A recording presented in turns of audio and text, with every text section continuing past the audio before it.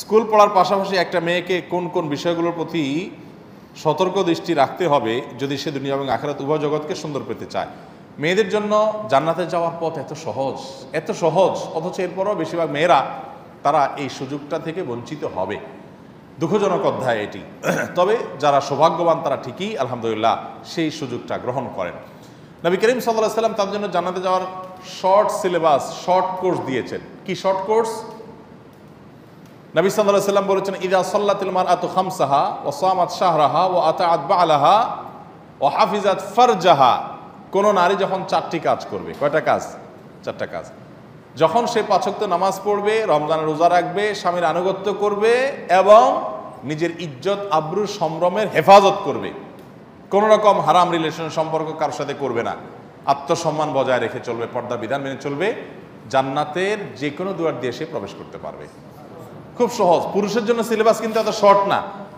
কেন? কারণ পুরুষকে হালাল উপার্জন করতে হবে, বাইরে যায় মাথা গরম হবে ইনকাম করতে গিয়া, সহকর্মীর সাথে লোকজনের সাথে ঠান্ডা রাখতে হবে, গালিগালাজ করা যাবে না, অনেক স্ট্রাগল তাকে করতে হবে। এগুলো মেয়েদের জন্য প্রযোজ্য না, খুব সহজ। অতএব পর্দার বিধানটাকে মেনে চলবেন, 5 ওয়াক্ত নামাজ সুন্দর করে পড়ার চেষ্টা করবেন, স্বামীর আনুগত্য এবং পর্দার এবং নিজের চরিত্রের হেফাজত করবেন, বাস ইনশাআল্লাহ বিদিনিল্লাহ। এই বিষয়গুলো মৌলিক, এর পাশে আনুষঙ্গিক যে বিষয়গুলো করা হয়েছে সেগুলো মেনে চলবেন, জান্নাতের পথ ইনশাআল্লাহ সুগম হবে। আমার মা মারা যাওয়ার পরে বাবা দ্বিতীয় বিয়ে করে, কিন্তু তিনি আমাদের প্রতি যত্নশীল। সম্প্রতি আমার সৎমা পরপুরুষের সাথে সম্পর্কে জড়িয়ে যায়, যা আমার বাবা জানে। এখন আমার করণীয় কি? আমার বয়স 30 বছর।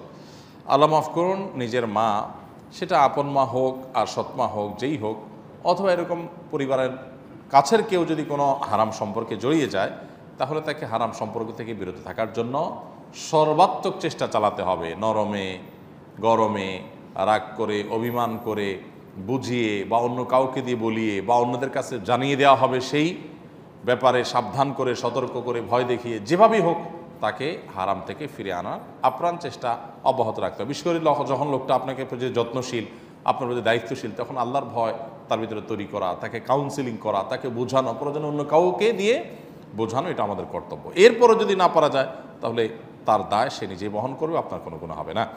এক যুবক এখনো বিয়ে করেনি, কিন্তু সে বলে ফেলেছে যাকে বিয়ে করবে সে তালাক। এখন এর হুকুম কি? সে কি বিয়ে করতে পারবে? তাকে বারবার নিষেধের পরও বারবার বলেছে। জটিল বিষয় ভাই। প্রথমত তালাকের মাসালা আমরা বলছি, এরকম সংক্ষিপ্ত প্রশ্নোত্তরের কোনো মজলিসে করবেন না, এটার জন্য আলাদা ওলামাদের কাছে গিয়ে ডিটেল বলতে হবে। যেমন এই ছেলে কি বলছে, যদি নির্দিষ্ট কোনো এক মেয়ের সাথে বিয়ের আলাপ করতেছে, সে যদি বলে যে একে আমি তালাক দিলাম, তো বিয়েই হয় নাই, ও তালাক দিলে তালাক হবে করতে।